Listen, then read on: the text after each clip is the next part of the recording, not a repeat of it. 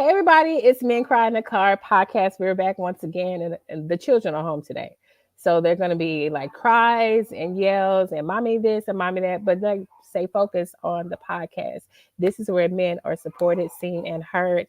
Today we have episode 15, and we have Don the Barber. Okay, if you guys are not following him on TikTok, follow him right now. Don, Don, the Barber. Okay, he does amazing. I'm pretty sure we'll talk about this too, but he does like amazing history stories on Fort Worth. That's Texas for those that don't know, because he shared some stuff with me that I was like, Dad, I didn't even know that happened. So anyway, we're here and the baby's crying, and stay focused, y'all. So I'm going to bring on Don because we're going to get our conversation started. All right, let's bring on Don. Hey, what's What's up? happening? Yeah. All How right. are you? I'm good. How you doing? I'm doing well. I'm doing well. So Right. before we get started, I just want people to know who you are and like how you got started with. Okay, let them know that you are a barber for sure, but hmm tell them how you got started with those history facts about Fort Worth, because I want to start there first. Okay. So I can remember the day like yesterday. It was like 1987, and my daddy worked for Union Pacific, which was the railroad responsible for Fort Worth's economic boom in the late 1800s. And my mama, she worked at the historic St. Joseph Hospital, which was the only hospital during Jim Crow that treated black people. And so one day we was riding up Main Street and getting ready to drop her off. And I remember she had like one foot out the door and one foot in. And she turned and side-eyed my daddy and was like, "You are signing them up for basketball today, right?" And I'm like, I heard it in the back seat. I'm lit up. And, my pops was like, "Yeah, I'm taking them down there."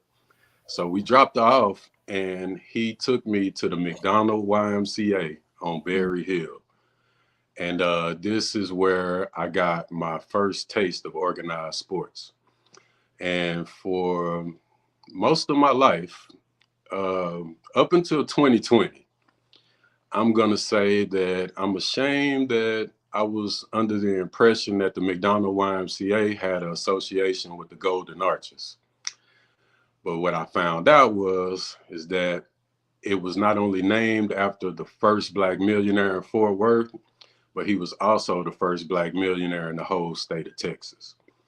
And when I found out this little tidbit of information during the pandemic, I just kept going down the rabbit hole and found out more and more about this one particular person. And I just stumbled upon how in Fort Worth we had a prosperous black middle class that prospered right through the Great Depression, and that just kind of got my wheels turning. And it eventually came to what you see today on my channels with the Fort Worth history. So on Mondays, I do a street name, the origins of a street name in Fort Worth. And on Wednesdays, I do a Black history. And on Friday, I do Fort Worth true crime. So that's just kind of a little bit how I got started into the history. It was the pandemic of 2020.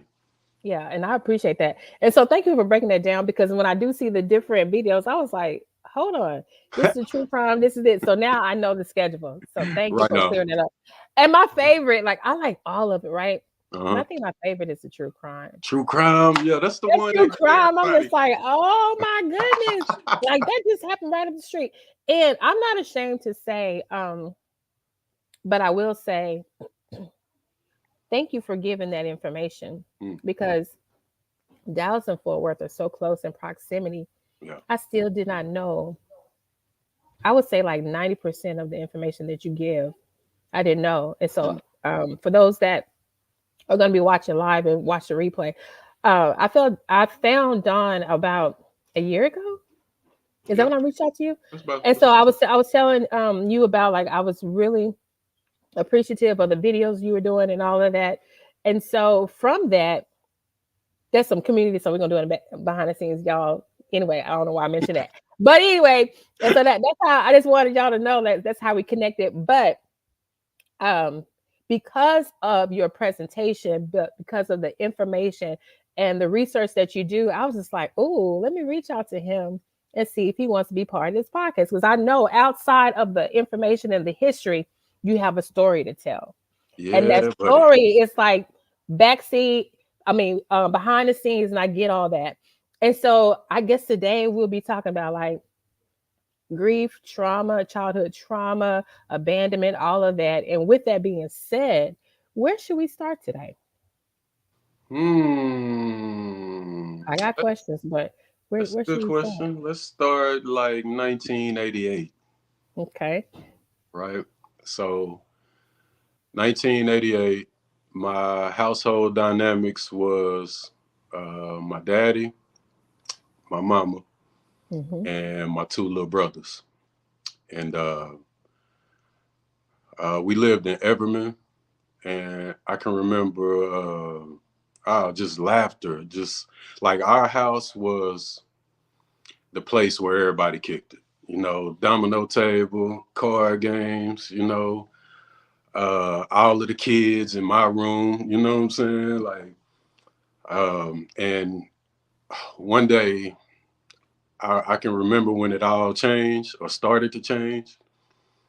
I was getting ready to leave out the house and go play football in the neighborhood. And told my daddy I was going out, you know what I'm saying? He give me the usual daddy talk. Um, and it go a little something like this. If somebody hit you, you hit them back.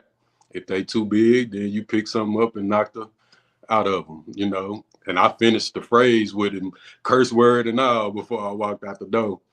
But I Mm-hmm. get like halfway down the street, I'm like, man, I forgot my football. Mind you, I'm like 6. Okay. And the fact that a 6-year-old going outside to play by himself says a lot about community that we had back then. But For sure. so I'm going outside and I forget the football and I turn back around to go back in the house. Mm-hmm. And my daddy wasn't expecting me to come back in. Mm-hmm. And I saw him smoking something Mm-hmm. that, with my 6-year-old brain, I knew it was something different than what they be passing around at the domino table, laughing and giggling, you know. Okay. And he was so much in a trance that he didn't even see me, you Mm-hmm. know. And for whatever reason, I felt embarrassed for him. So I tried to slip out without him seeing me. Mm-hmm. And, fast forward, this dude that used to read me Three Little Pigs and do every voice for every little pig and the big bad wolf. Now he beating up on my mama. Mm-hmm. And you know what I'm saying? It ain't no laughter in the house no more. It ain't Right. families not coming over no more. And Mm-hmm. something different. And I can remember when I was 7, my mama picked me up uh, from my auntie house. She was my babysitter. Okay. And she told me, she had this serious face. And she was telling me she needed to talk to me about something. And I was thinking I had been talking too much again because I was a kid that talked too much, tell the family business, all that. Right. So I'm interrupting her like, Mama, I ain't tell our business. And she was like, Nah. She say, Daddy not coming home. He got killed by the police today. You know. Mm-hmm. And my 42-year-old self right now can say, in that instance, I started dealing with abandonment. I started dealing with grief. I started dealing with depression every time of the year when his death came, the anniversary of his death. Or Yeah. um, so it was, yeah, and just going through life, carrying all this stuff, and not even knowing that I was dealing with it. I can remember anybody in the uniform, the police uniform. Oh, they was Yeah. getting the business. And I can remember my teachers at school having to tell the resource officers, "Oh, that's just Donald. He's really a good kid. He's just a little triggered by y'all." Yeah. And still to this day, when the police try to assert authority, or you know what I'm saying, it's triggering.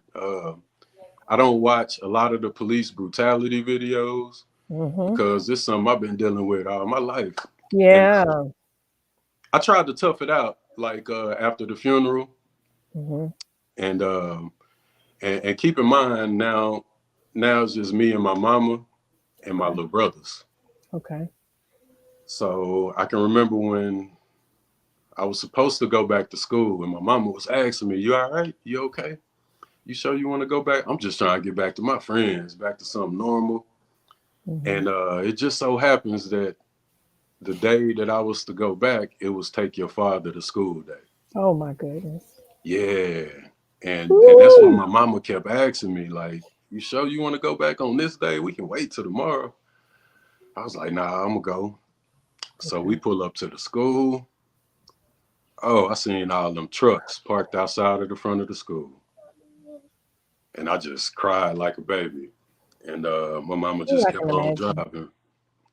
Um, and I, like I say, coming in my adult years, I didn't know what abandonment was, you know.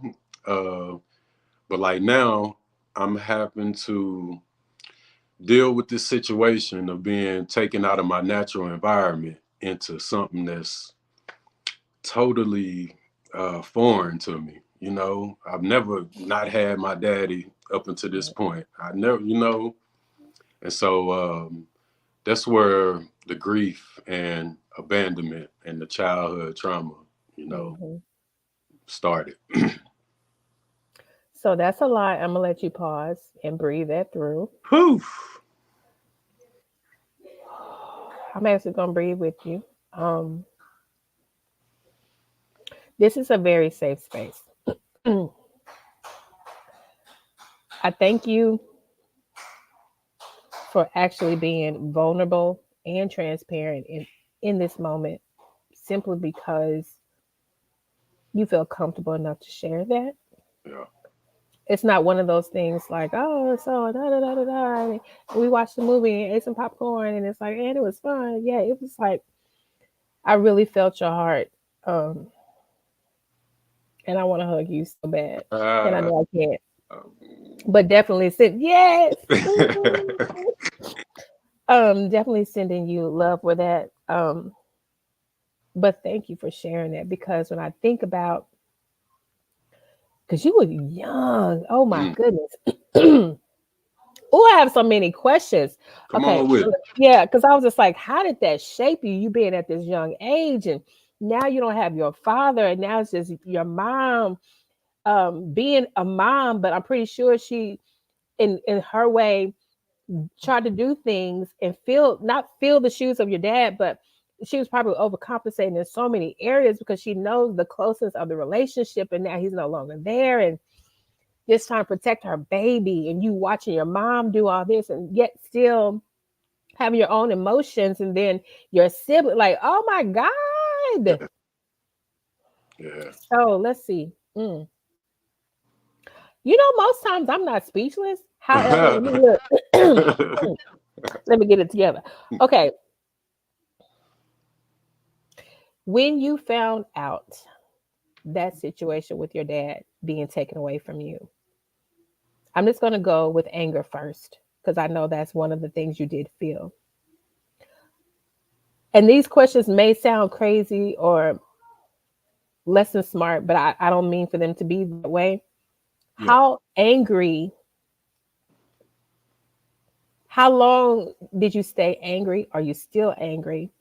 And if you're not angry anymore, how were you able to get over that anger? And part three or part C, how were you able to get over that anger if you no longer feel that? So I carry anger for quite some time, like because being uh, losing the man of the house, and you know how people do you, like all right, you the man of the house now. You know what Mhm. I'm saying? been hearing that since I was 7. Yeah, at 7, you're the man of the house. Right. How? How? You And you still know playing with you still playing with your He-Man toy? What toy did y'all have? We had He-Man. What did y'all what I have? had, the Etch a Sketch. Etch a You know what I'm Sketch. saying? Yeah. So, like, looking at my mama, how can I say this? I've never had a chance to be a kid, you know. Yes. So I found out that I deal with something called, I may be pronouncing it wrong, enmeshment. Mm-hmm. And it's when, like, the child is more concerned about the parent well-being when it's supposed to be the other way around. Mm-hmm. So I could feel my mama pain at times. Mm-hmm. Like, my mama, she never loved anybody else after that. Like, nobody else ever got a chance. It's just been us. And I can remember, like, I'm gonna change them diapers. I'm gonna make bottles. She drop us off at church. I'm gonna take both the kids, and I'm gonna have a diaper bag. And my baby brother, he was born premature, and he has some speech issues growing up. And I can remember being in church in my class with the with my age group, but the children's teacher coming in saying, Patrick trying to say something, we can't understand nothing he's saying. So I have to interpret for people. And I don't know, Yeah. just what I found out is, and this is something that I struggled in relationships and Mm-hmm. friendships and jobs, even in particular churches that I've joined in the past, is that because I deal with enmeshment, I look for projects to fix. Yeah. You know, uh, I've got myself in countless situations where I'm offering something, but when I need something, it just can't be offered back to me. Right. And at times that's disappointing. And Mm-hmm. also, I deal with uh, they call it rescuer syndrome. Oh yeah. Oh, I'm Oh trying to yeah. save the world, and the world Yeah. ain't asked to be saved. It did not. Gosh, It did not. And then as soon as you don't With the S read on the your book, chest. as soon as you don't read that book that I put in your face that's dealing with the particular subject, Uh-huh. I go off the rails. Give me my Yeah. book back, man. You Yeah. ain't talking about Exactly. nothing. You ain't. Exactly. But it's like they didn't ask to be saved. They didn't ask for my advice. They didn't. I remember one time I chose a church. I became a member of a church just solely off of what they needed. And I went from member to youth pastor in months. And when the nitty gritty came down to it and I needed help, it wasn't much there for me. Right. But it was like I was so good with the kids, just put him in here. Uh-huh. And I bet you it got something to do with my childhood Yep. It absolutely does. you know. You came to So be a savior because you need to be saved or saving at the time you lost your father. yeah, Yeah. So then you showed up. So because people ask me all the time, why did you become a counselor or what made you become a counselor? I was like, honestly, kind of like selfish reasons, mm, but then also to help people. And then I finally came down to this is like to a resolve of I became who I needed when I was a child. mm-hmm, mm-hmm, So like I know that complex of I'm saving this, I'm saving that, and this and that, and like I understand, like I can see a person's situation, concern, issue, problem immediately. yeah, And I used to want to fix it like you, like I'm listening to you, but what I've learned over time of healing, counseling, all of that is like you said, everybody doesn't want to be saved. yeah, So when I see the problem, I see the issue, I'm like, this is what could be done. However, I ain't doing it. mm, It's not mine because they didn't ask for it. So I'm not going to help. And another thing I will recommend of you or to you When people come with problems, when people come with issues, or if you hear it over here or they come directly to you, Mm. ask these questions. How would you like me to support you? Mm. Do you just want me to be a sounding board? You want me to give advice? Mm. Or like what do you need from me? Because a lot of times when people come to us, they just want us to listen. And then, like you said, I'm giving advice, but they didn't ask for advice. So Yeah. to help you and them, just like, okay, let's just stop. How you want me to support you? Yeah. But going back to what you said about wanting to save everybody, you had anger, but then you turned it around into like, all right, well, instead of this anger, I'm really going to start showing compassion. I'm going to start showing love. I'm going to start showing all that. Right. Right? Yeah. That's what happened. That's exactly what happened. But I lost my identity, Mm-hmm. like the abandonment, right? My daddy gone, the household dynamics different, out of my natural environment, and but it really hit hard when I got my football scholarship coming out of high school, and I went off to college.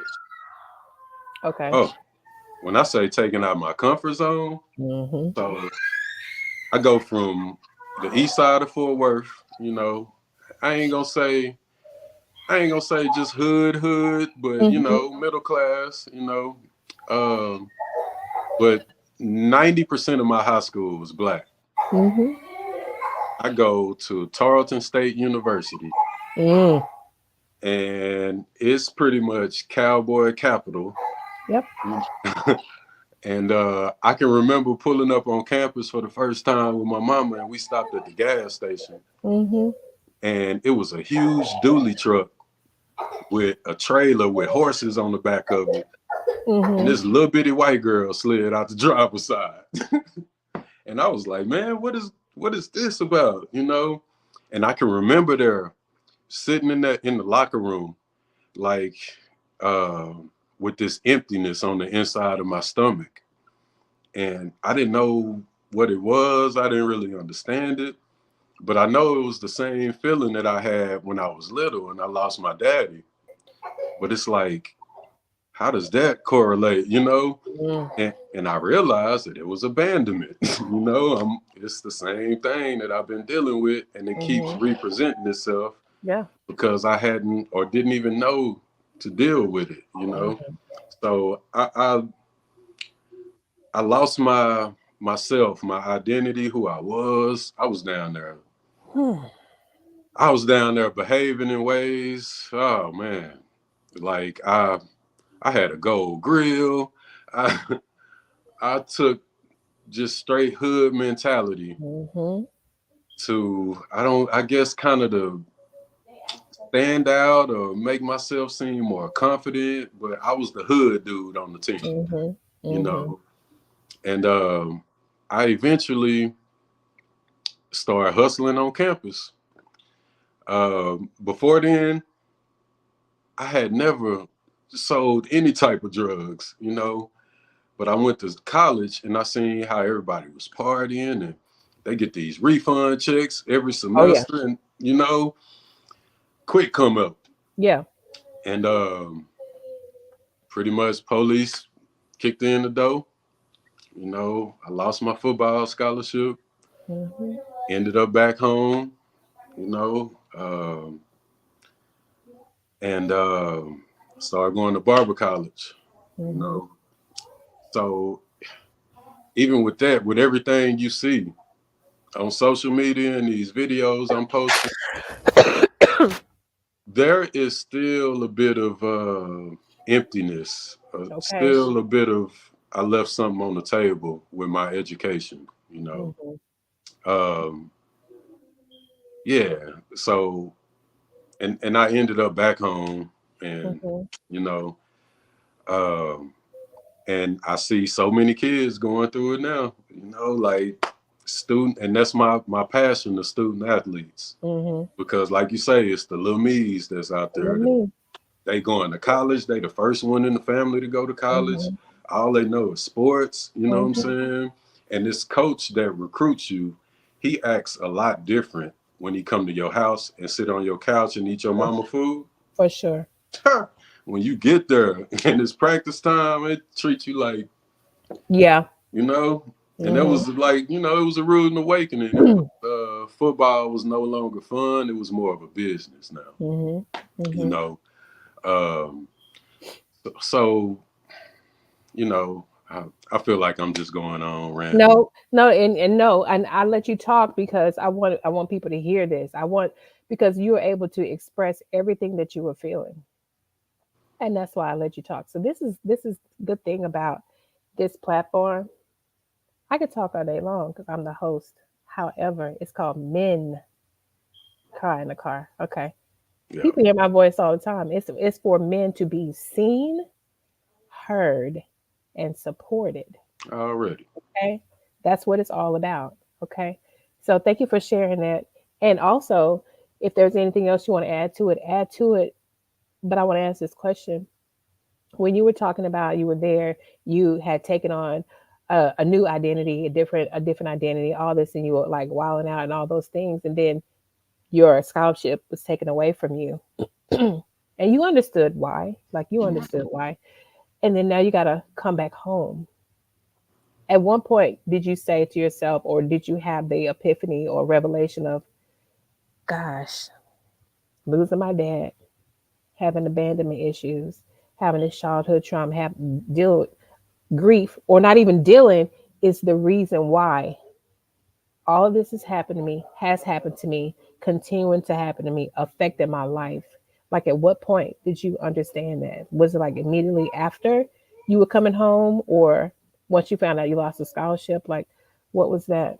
When I lost the scholarship, I came back home with more anger than Hmm. I've, ever had. Like I was really, and I ain't never been the person, no gun violence or nothing like that. But uh, I like to scrap, and when I feel disrespected, that's how it was. So when I felt Hmm. disrespected, it just we gonna get out there. Right. Um, so I didn't come to an understanding about my anger and the Hmm. dangers of it until after I was married, probably Okay. like 5 years ago. Okay. You know, I started going to counseling, and that's where I started learning about some of the stuff that I'm telling you about. Um, and it was a lady named Miss Cindy at the Lena Pope home, and she walked me through a bunch of stuff. Um, um, let's see, the grief was the main one that I found out that I was stuck in, and she walked me through the 5 stages, and I realized that I was stuck in the anger phase, you know, and to be able to properly process the grief, I need to, be going through each one of these stages. So to bag up a little bit, I lost my grandma when I was in college, around Okay. the same time I lost my football scholarship. Oh. And it just, uh, while I was on campus, Mm. like I had what people would call a nervous breakdown, like Okay. to the point to where I wasn't in my right mind. Like Hmm. the homies had to drive me all the way to Fort Worth and drop me off at Hmm. my mama's house. Hmm. Um, it was so much talk about, and I find that people say this a lot whenever somebody is going through something and they seem a bit off. We say somebody must have slipped something in they drink, or Yeah. they must have smoked something that they wasn't. But a lot of times these people, we just be dealing with mental health stuff, and Correct. maybe it's just the pressures of being in college and this test and abandonment. Maybe that's the place where, because I've heard so many stories about how Yeah. people have a hard time on college campuses and Yeah. deal with this mental illness. But I felt like I was there by myself, you know Hmm. and I ain't had nobody to talk to. Uh, but Did they have like counselors there? they did, and I can remember some of my professors kind of nudging me in that direction, but my mind wasn't. I wasn't. Okay. But now knowing what I know now, oh, they had Mm-hmm. counselors there for me. I had Mm-hmm. everything I needed right there. And that's what I try to tell a lot of student athletes that's leaving the city of Fort Worth to uh, pursue this athletic scholarship or what have you, is that, man, they got everything y'all need right there on that campus. If you don't know how to study, man, they got them tutors right there for you. Mm-hmm. You having some mental health issues. I know Mm-hmm. y'all generation deal with this way Mm-hmm. more than we done ever did. Hey, they got somebody you can talk to on campus, man. Mm-hmm. I can remember my professors telling me, like, hey, down there in the student center, they got somebody that. But I never. What did you say when they said that? You was like, I'm good. I don't need it. Like, what did you say? I guess I wasn't putting together what they was telling me was down there. You Okay. know, I don't even know if I would have went if they would have said, "Hey, it's counselors down there that can help you with this particular." Because, Right. mind you, I got a bad reputation, and they don't want to just come up to me and say, "Hey, go down here and talk." Mm-hmm. Like they Mm-hmm. they kind of tiptoeing around me. I done cussed the Mm-hmm. coaches out by now. Everybody done got it. Yes. So the counseling for me didn't come until me and my wife was having problems, Okay. and it's the same childhood trauma, that just keep. How was it affecting your marriage? Um, so I just been trying to fix my wife, Mm, like, and she's dealt with some trauma and abuse from a person in authority that I couldn't even imagine.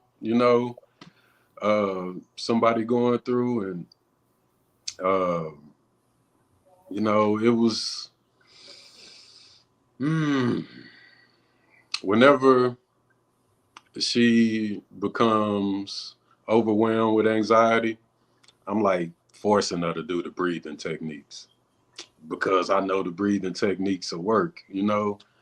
Um, Whenever she get down or depressed, I'm trying to force her to read this book about it. Like you said earlier, she just need a sounding board right now. Uh, and maybe she not ready to deal with some of these things that. correct. Right? And that's what I had to find out. Mm-hmm. Because me, when I found out a problem that I'm having, I'm gonna go Mm-hmm. find the book that the expert wrote. I'm gonna Mm-hmm. find the person that originated the study, and Mm-hmm. I'm gonna get down to the nitty gritty and figure it Yeah. out. Now you're gonna do it. At first Right? you didn't do that exactly. So giving your wife that same grace, like, okay, I see this is happening to you. Come on, come on, come on, because you know how it is when you start healing or start working on some things. You're like, I know, I've been there. I know exactly Man, what it looks like. And so even that part of wanting to like save your wife, because you are the husband, you are the provider, you're the protector, because that's what y'all do. And this is still someone that you love and you care for. You're like, hey, but if you just do this one thing, again, coming in, swooping in, saving everybody. Little Don is showing up again. yeah, Hey, come on, fix it, fix it, fix it. And I get that because I did the same thing with my husband too. So I yeah. get it. And then, so like, what other ways did you see it affecting your marriage or like your relationship with your wife? Mm, let's see. Definitely arguments that just it's not even that big of a deal. Like, Yeah. this ain't even worth going back and forth over. But Hmm. I don't know. I guess, like you say, when the little done, like being the person that had to protect my mama and my brothers, like anytime I feel any type of disrespect coming towards me, um or even it could be like if I feel as if you're not giving me your full attention on what I'm saying and I'm pouring my heart out. Yeah, Yep. like that would turn into really bad arguments, Mm-hmm. Um, let's see, how else? At times when my wife going through stuff Mm-hmm. and she's not available mentally, physically to or spiritually to Mm-hmm. be my helpmeet, Mm-hmm. I feel abandonment all over again, Mm-hmm. you know. And you know, I'm working through them things, like Yeah. I'm 20 times better than I was before I started counseling. Mm-hmm. Yeah, Good. That's good. And continue to notice where it affects your marriage or your relationship with your spouse, and make sure you understand it's not a you thing, but it's things that you still is within inside of you. You yeah, know, a lot of times when trauma has been present in your life, um, projection and blaming other people and all that comes from it. It's like, if it weren't for you, if this, if that, it's like, well, yeah, hold on, what is it that I really dealt with? And what is the trigger? And what is that moment where when this happened, I find myself going off, or at this moment, I find myself being very argumentative. Like, what is that? yeah, So the fact that you can acknowledge, you had identified and acknowledge that that is an issue, is like 100% perfect, because most people don't even see it. They see it like the other person being a problem. Versus you can say, well, this happened. I lost my dad. I lost my grandma. I lost my scholarship. I lost myself, my identity. I lost this, this, this. And I don't know if it was ever restored. yeah, yeah, And if it wasn't restored, then it shows up. Like, then you show up as that person that has all these losses yeah, and maybe very little wins, you know? And so even going through the grief process that you did, I'm glad your counselor had you do that. And also, if she or he never told you, the 5 stages of grief and all that can happen at any time. mm, You could be real good. mm, You felt like, hey, I've grieved, I've done this, I've done that, and anything can happen and take you back to any one of it, mm, from mm. depression to anger to bargaining. Like, it can take you back. So, and give yourself grace with that too. Okay. Already, yeah. I want to ask this question. I don't know how it's going to be received, but have you ever talked to little Don? Have you went back and talked to him and just I say, was just "Hey, gonna dude, this mention is that okay." you took that right. So I was born in Louisiana, right? Mm-hmm. And I got I got five uncles. So, Okay. they my father figures, And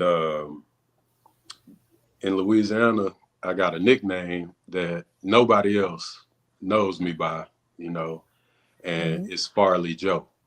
Mm-hmm. And I think somebody told me I got Farley Joe as a nickname because I had old man mannerisms, you know.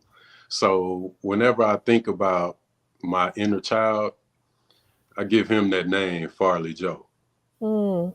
And then I imagine myself being the the best person I could have possibly been in life if I made all the right decisions, no wrong turns. I think I would be a child psychologist, And so my grown up self is Dr. Wenslow. So Dr. Wenslow and Farley Joe have many, many conversations. And in regards to my wife, I had to realize when Farley Joe was trying to come in there and take over the conversation and handle it in the way that he feel like he need to handle it. Yep. And when Dr. Winslow come in and is patient and, ask more questions than assert himself, um, and even when Farley Joe mess up, I allow him to have a conversation with Dr. Winslow. Like, Mm-hmm. hey man, Mm-hmm. that's what you been through when you was little. That's why Correct. you acting like that. You know, it ain't your fault. You know what I'm saying? You actually doing so much better than what you was. And tomorrow you're gonna be doing better than it is today. Just keep at it, you know. Mm-hmm. But sometimes Farley Joe try to jump in there and, you know, Mm-hmm. when somebody cut me off on the highway, or you know what I'm Yep. saying, like that inner child wanna. Um, Side note: I don't know if you watched this show, What? but it's a show called Unprisoned with what's my girl Kerry Washington. Gary Washington. Okay, so no, Okay. but I saw one half an episode and I was like, why haven't I been watching this? So Man, it is on the list to watch because people tell yes, me all the time. So yes, I yes. am aware of it, but I have yet to see like full episodes. But I'm And going that's how I imagine myself. Like my little self just to. pop up out of nowhere, sitting next to me, talking bossy, like you know. I got, bruh, sit down, have a juice box, and just be a kid, and you know what I'm saying. Have your peace. This the grown up stuff, you know. It's funny you said that because I tell people all the time, I said, our inner child, especially mine, sounds like yours too. She is so gangster.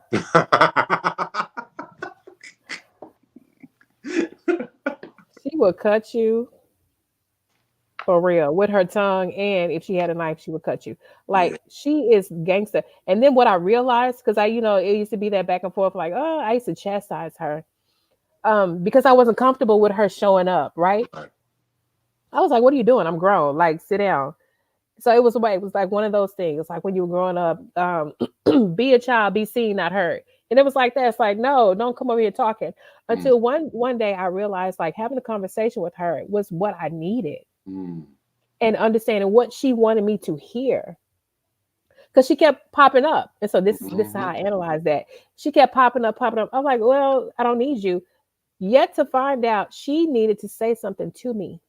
Meant multiple mm, things, multiple things. She needed to know because I wasn't seen, I wasn't heard, I wasn't supported, all the things, right? I wasn't nurtured the way I needed to be, like all that. And so she had to tell me that, and mm, I needed to listen. So the episode you're talking about, I mean the show you're talking about, and how you said Lil Dawn shows up. Now when she shows up, I shared this with a friend about a month ago. Now when she shows up, like I literally can sit there and look at her and smile. And one day, I was at the playground with my children and I was swinging and I looked over and she was just sitting there mm. with me, just smiling. And I looked over at her and I said, we're good. And Ah, she looked at me like, I'm proud of you. And I'm just like, I'm proud of you. And already. that was a moment. I'm telling you, I was just like, whoa, because I used to beat her down with words, right? Yeah. And she would come back and be like, I just need somebody to listen because ain't nobody Mm, listening. So when you talk about that, and that's the reason why I actually had you mention that to him because I always say the inner child is our protector. mm. He or she is gonna come like, you good? You need me? Like and like sit down. I don't need you going off. But they're ready at any Yeah. time. It's like just let me know. Real talk. Tag Real me in. talk. Just tag me in. So yeah, that's why I asked you if that has happened And you because know, now that I you say experienced that that. not being heard, oh, Mm-hmm. that's one of my things. For sure. Yeah, if I'm not being heard, oh, and I'm pouring my heart out, Mm-hmm. I Mm-hmm. you know, I'm just now understanding how to get up and remove myself from that situation. You know, Correct. even if it's a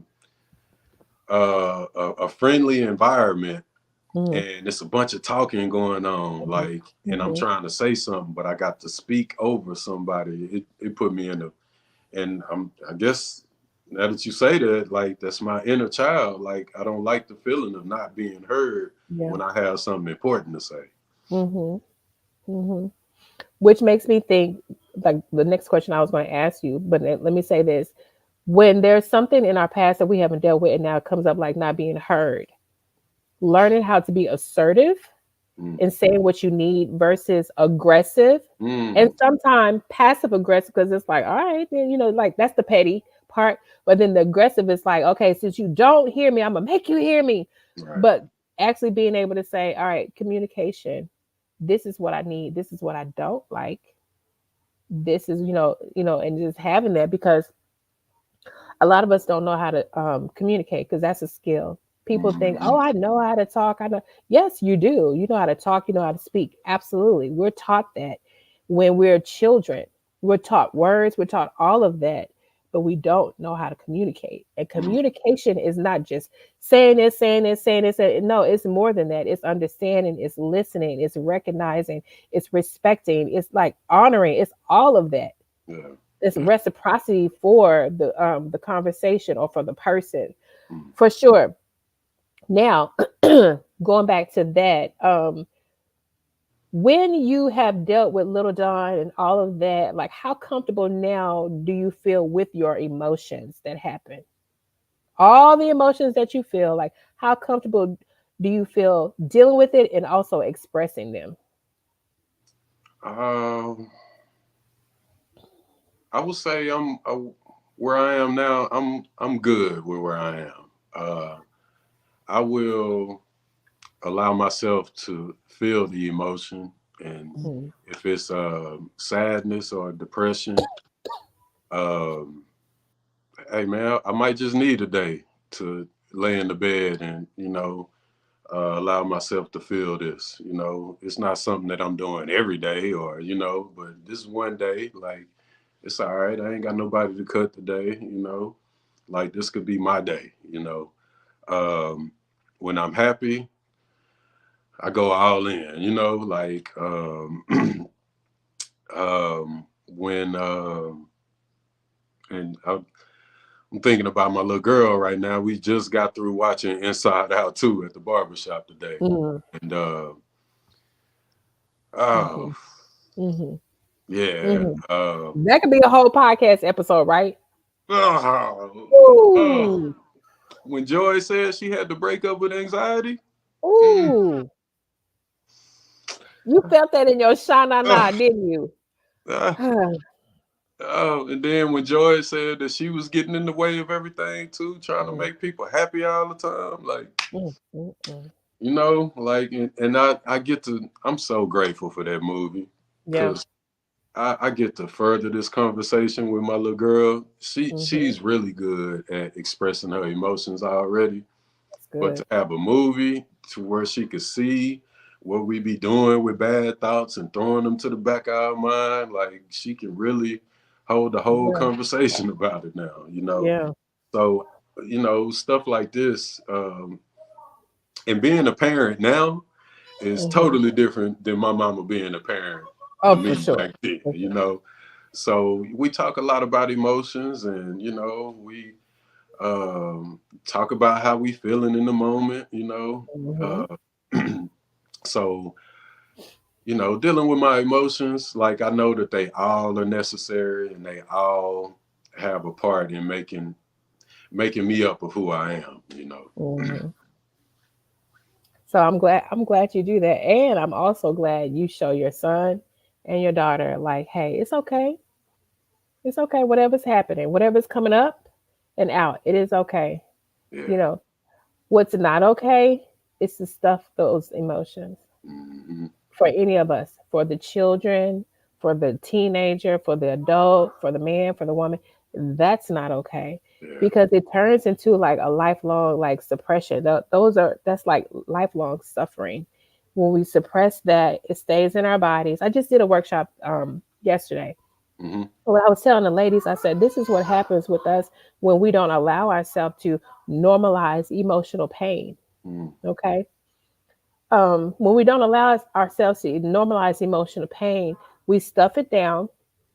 It stays in our body, has nowhere to go. Then it Yeah. comes out in different things. It affects our mental health. It affects our bodies. We usually come out like with diseases, headaches, Mm. back pain, this, high blood pressure, all of that, Yeah. because we're taught to be strong. We're taught to be um push through it, get through it, you got this. Well, some days I don't got this. Yeah. Okay, so we're taught all of that, and then to cry is to feel weak, to be seen weak, to tell somebody, like, I need your help. So now you're like, you can't do this on your own. So, all those things are happening when we push that down, and that's suffering. Yeah. That's suffering. So that's why I like to tell people it is okay. Like, find your people, find your tribe, Real find your talk. community. And that's another reason why I have this, because so many men don't have that yet. Oh, that, or they are building they are building their Hmm. community and their tribe. And I hope a lot of men find this here, because that's the purpose for this platform. But when you don't have that, that's all you know to do is stuff it. Yeah. So the what is it? The what is it like? Not the recommendation, but I can't think of the word right now. But the thing to do is to find your people so you can start expressing yourself. The remedy. If it's your remedy, Mm. that's not the word, but I like it. I'm gonna go with it.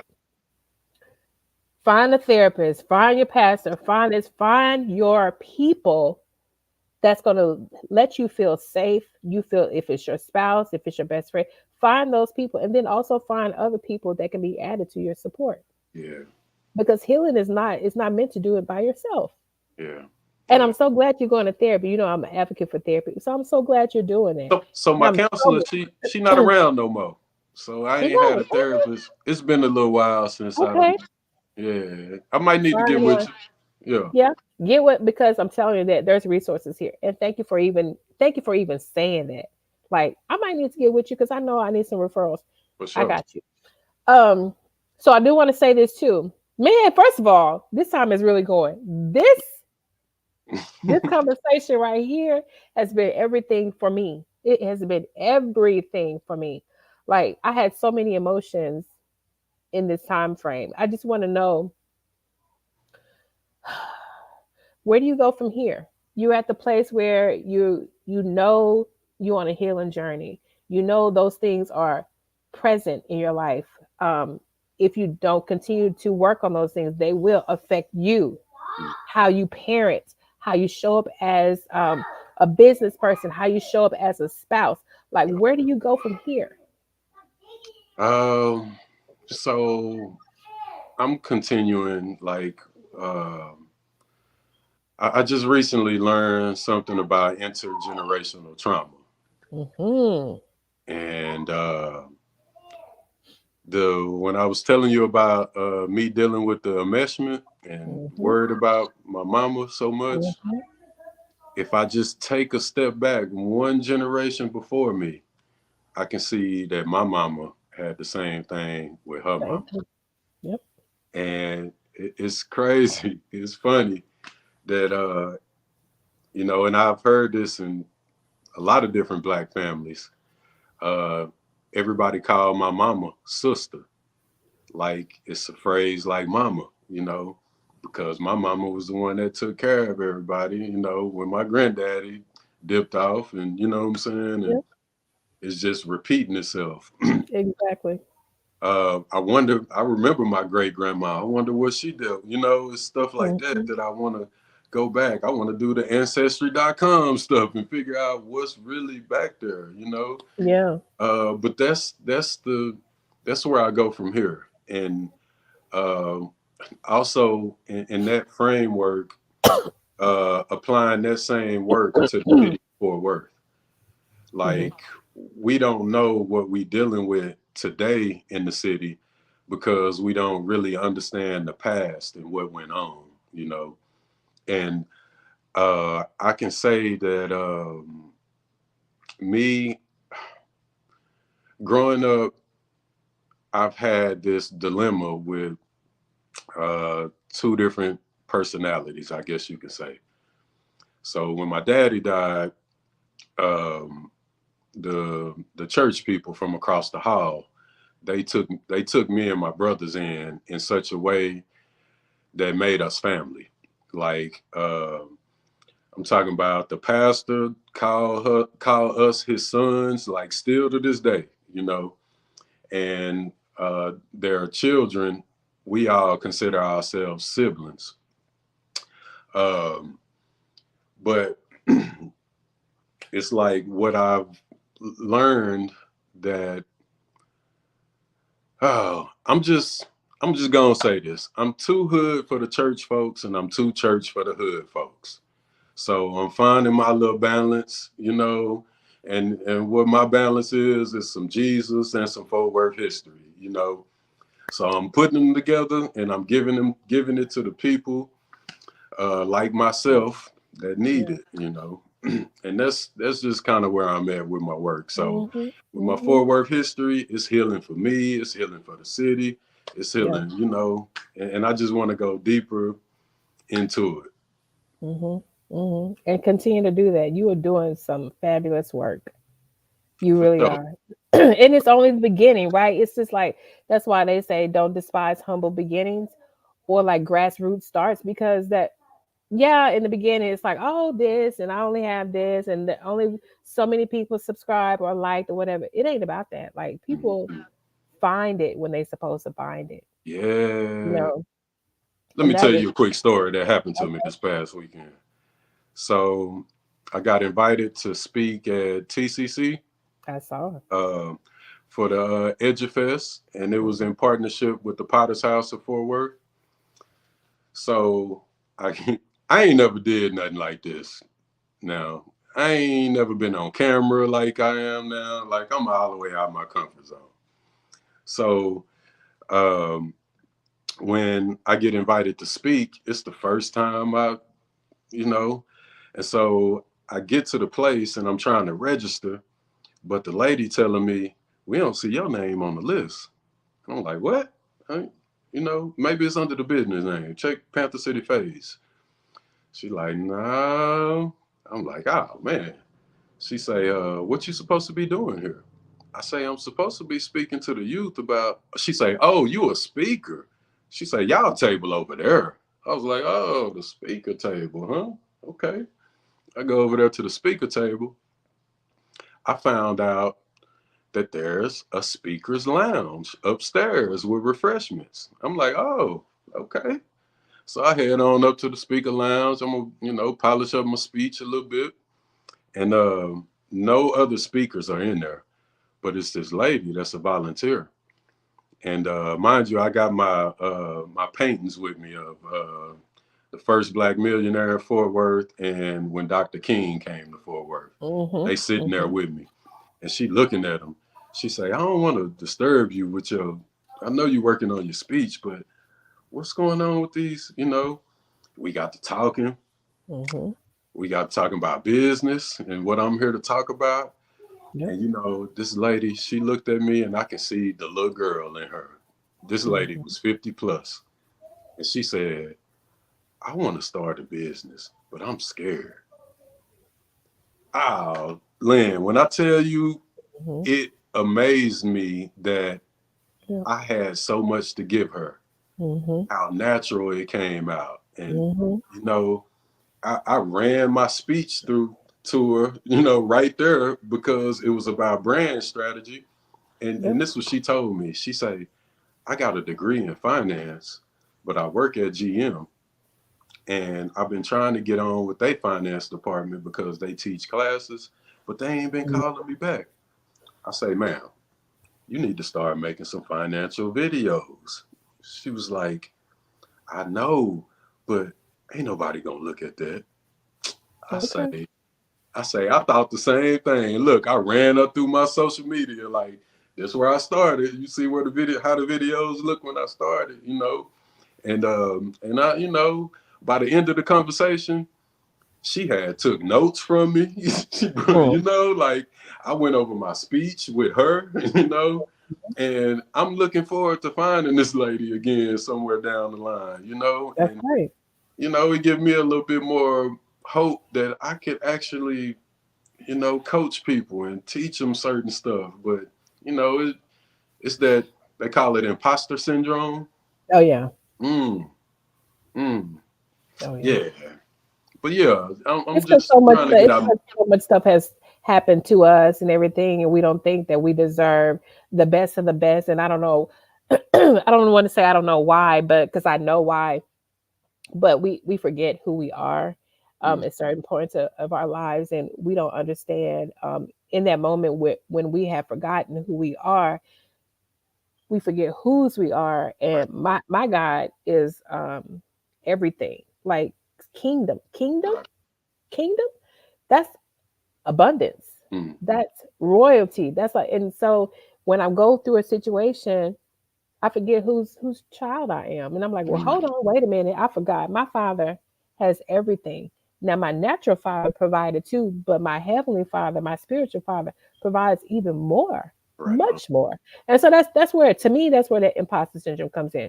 From all the stuff that has happened in our lives and the negativity and this and that, and now we are accomplishing things and we are getting opportunities, but we're like, am I good enough? Like, yes, we are. Yes, we are.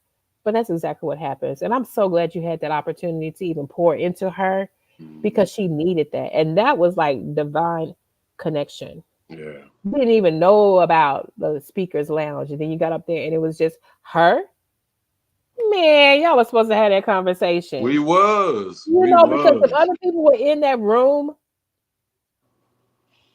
she probably would not have said anything to you about that. That's I ain't think about it like that. That's true. So God knows what he's doing. He Yeah. definitely knows what he's doing. Yeah, he does.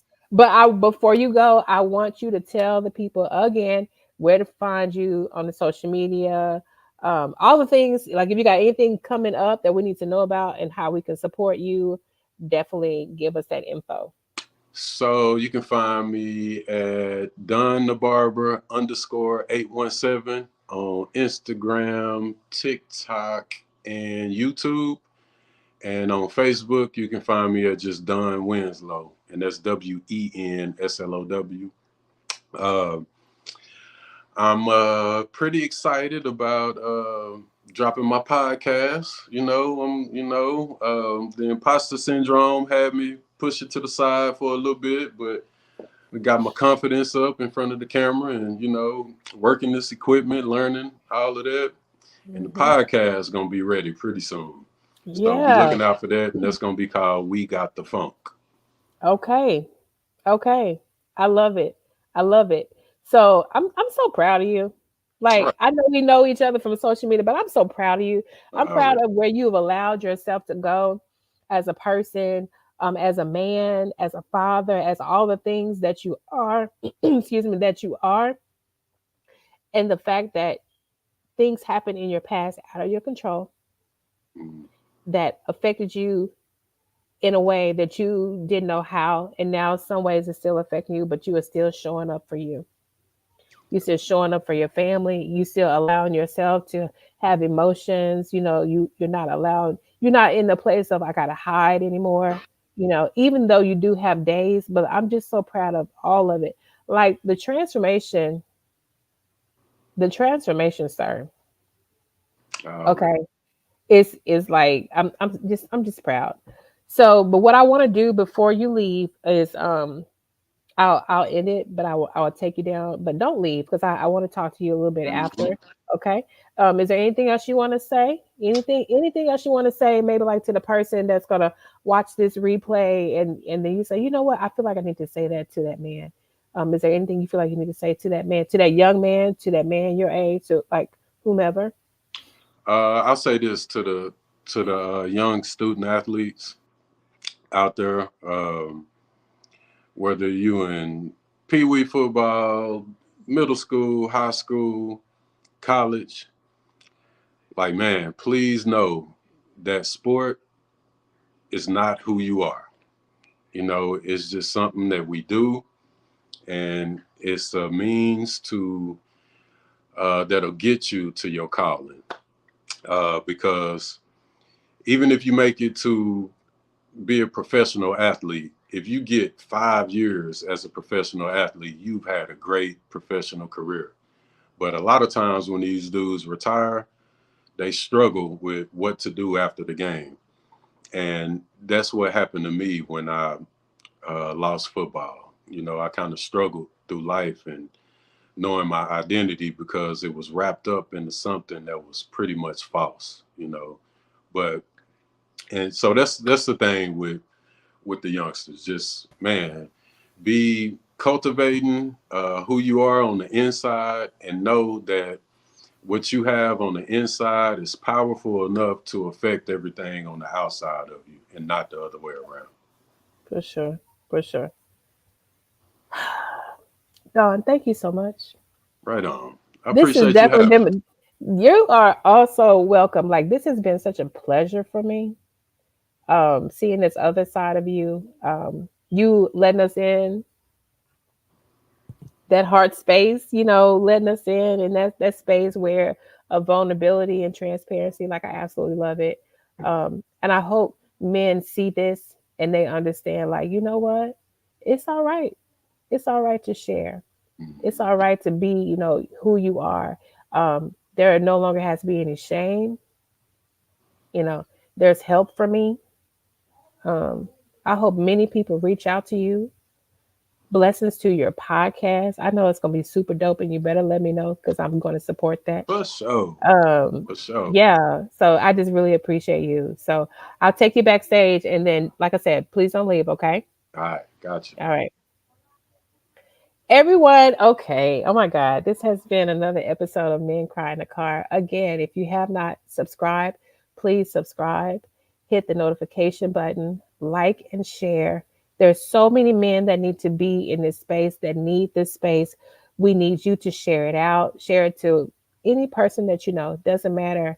Um, it doesn't matter. We need it. This is a movement. It's more than just a podcast. Like, men are finding their community, their resources, their tribe, anything that they need right here. And as I always say, y'all already know, men, I see you, I hear you, and I support you. Until next time, have a good one.